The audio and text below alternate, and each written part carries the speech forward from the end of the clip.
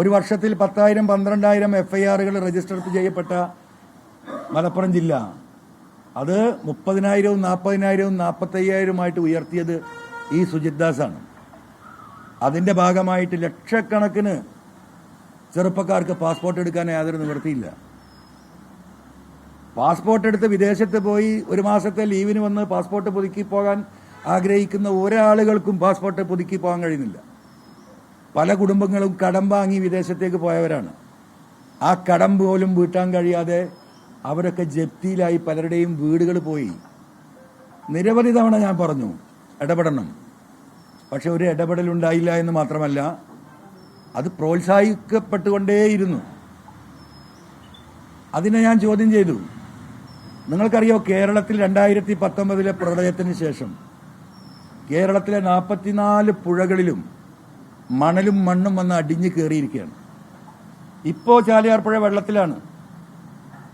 ഏത് സമയം 4 മഴ പെയ്താൽ വെള്ളപ്പൊക്കമാണ്. പുഴയുടെ താഴ്ചയുടെ നിലവാരത്തിൽ നിന്ന് 2 മീറ്ററും 3 മീറ്ററും ഈ മണൽ വന്ന് അടിഞ്ഞിരിക്കുകയാണ്. ഈ വിഷയം നിയമസഭയിൽ ചർച്ച ചെയ്തു. ഗവൺമെന്റ് തീരുമാനമെടുത്തു ഈ മണലുകൾ മുഴുവൻ വാരി ഒഴിവാക്കാൻ. അത് വിൽപ്പന നടത്താനുള്ള അധികാരം പഞ്ചായത്തുകൾക്ക് കൊടുത്തു. നിങ്ങൾക്കറിയോ, ഈ മേഖലയിൽ ഒറ്റ ചാലിയാർ പുഴ നിങ്ങൾ പരിശോധിച്ച് നോക്കിയാൽ ആയിരക്കണക്കിന് ചെറുപ്പക്കാർ ജീവിച്ചിരുന്ന മേഖലയാണ്. ഈ മണൽ വാരി ജീവിച്ചിരുന്നവരാണ്. ആ തീരുമാനമെടുത്തു എന്നല്ലാതെ ഒരു തരി മണൽ ഈ പുഴയിൽ നിന്ന് വാരാനുള്ള സംവിധാനത്തിലേക്ക് പിന്നീട് റവന്യൂ ഡിപ്പാർട്ട്മെന്റോ ഗവൺമെന്റോ പോയില്ല. റവന്യൂ മന്ത്രിയുമായിട്ടും ഗവൺമെന്റുമായിട്ടും നിരന്തരം പാർട്ടി ലീഡർഷിപ്പുമായും ആയിരക്കണക്കിന് ചെറുപ്പക്കാർ ഇതുമായി ജീവിച്ചത് പട്ടിണിയിലാണ്. 4, 5, 10 തൊഴിലാളികൾ കൂടിയിട്ട് ഒരു പിക്കപ്പ്, ഒരു ടിപ്പർ, ചെറിയ ടിപ്പർ വാങ്ങും. 50,000 1 ലക്ഷമോ ഉണ്ടായി ഒരു 4 5 ലക്ഷം രൂപ മുടക്ക് വരുന്ന വണ്ടിക്ക് 1 ലക്ഷം മുടക്കി 10 പാവപ്പെട്ട ചെറുപ്പക്കാർ 4 ലക്ഷമോ 5 ലക്ഷമോ ലോൺ എടുത്ത് ഈ വണ്ടി വാങ്ങി. അവർക്ക് അവരെ തൊഴിൽ നഷ്ടപ്പെട്ടു എന്ന് മാത്രമല്ല അവരുടെ പലരുടെയും, എൻ്റെ വീടിന്റെ ചുറ്റും അന്വേഷിച്ചാൽ നിങ്ങൾക്കറിയാം എത്ര ആൾക്കാരുടെ വീട് പോയിട്ടുണ്ടെന്ന്. എന്താ വാരാത്തത്? ഇവിടുത്തെ ക്രഷർ മുതലാളിമാർ, വൻകിട ക്രഷർ മുതലാളിമാരുടെ എംസാൻഡ് ഇവിടെ വിറ്റുപോകണം. അവരുമായിട്ടുള്ള ധാരണയാണ്, നെക്സസ് ആണ്. ആ മുതലാളിമാർക്ക് വേണ്ടിയിട്ട് ഈ പ്രദേശത്തെ പാവപ്പെട്ടവരുടെ വയറ്റത്തടിച്ചപ്പോൾ ഞാനത് സംസാരിച്ചിട്ടുണ്ട്, നിയമസഭയിൽ പറഞ്ഞിട്ടുണ്ട്. ആ പാവപ്പെട്ടവർക്ക് ഞാൻ സംസാരിച്ചിട്ടുണ്ട്, ഇപ്പോഴും സംസാരിച്ചുകൊണ്ടിരിക്കുകയാണ്. അതാണ് ഞാൻ അധിക പ്രസംഗി. ആ പ്രസംഗം എനിക്ക് തുടരാതിരിക്കാൻ പറ്റുമോ? ഓരോ മേഖലയെടുത്ത് നിങ്ങൾ പരിശോധിക്കുക.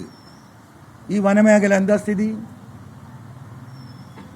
ഇപ്പൊ കാളികാവില് കടുവയെ പിടിക്കാൻ വെച്ച കൂട്ടിൽ പുലി കുടുങ്ങിയിരിക്കുകയാണ്. കടുവയെ കൊടുക്കാൻ വെച്ച കൂട്ടിൽ വേറെ ഏതൊരു പുലി വന്ന് കയറിയിരിക്കുന്നു. നിങ്ങൾ റിപ്പോർട്ട് ചെയ്തല്ലോ നിങ്ങൾ. ഇന്ന് പാലക്കാട് ജില്ലയിൽ ആന ചവിട്ടി കൊന്നിരിക്കുന്നു. നിരന്തരമായി ഈ ഗവൺമെന്റിനോട് ഞാൻ പറഞ്ഞ വിഷയമാണ്. ഈ മലയോര കുടിയേറ്റ മേഖലയിലെ ജനങ്ങൾക്ക് ജീവിക്കാൻ ഒരു മാർഗവുമില്ല.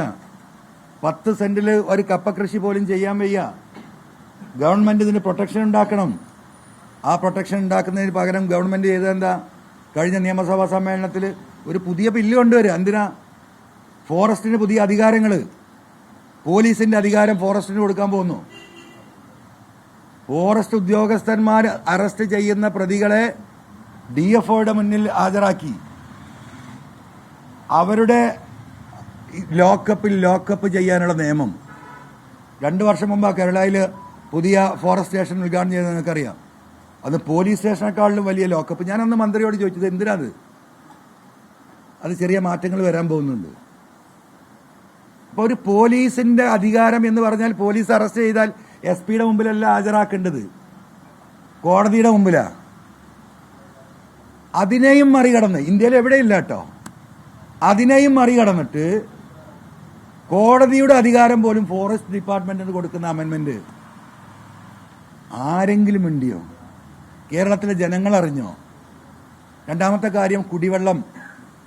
ഈ 44 പുഴകളിലും തോടുകളിലുമാണ് ഈ നാട്ടിലെ ജനം മുഴുവൻ വെള്ളം കുടിക്കുന്നത്.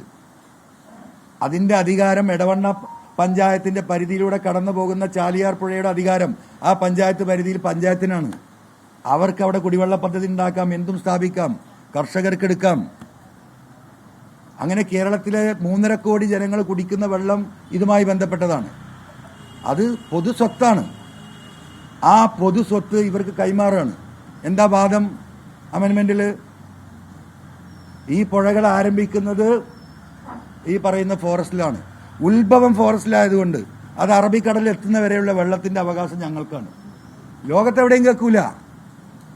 ആ നിയമത്തിനെതിരെ പോരാട്ടം നടത്തി അതിന്റെ സമരത്തിന്റെ ഭാഗമായി ജനങ്ങളെ ഉണർത്താൻ വേണ്ടിയിട്ട് തൃണമൂൽ കോൺഗ്രസ് ഈ വയനാട്ടിലൊരു ജാഥ നടത്തി. ആ ജാഥയുടെ സമാപനം നിലമ്പൂരായിരുന്നു.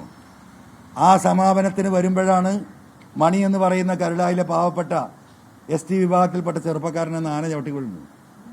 സ്വാഭാവികമായി ഞങ്ങളൊരു സമരത്തിന് ഫോറസ്റ്റ് ഓഫീസിലേക്കല്ലാതെ വേറെ അങ്ങോട്ടാ പോവുക?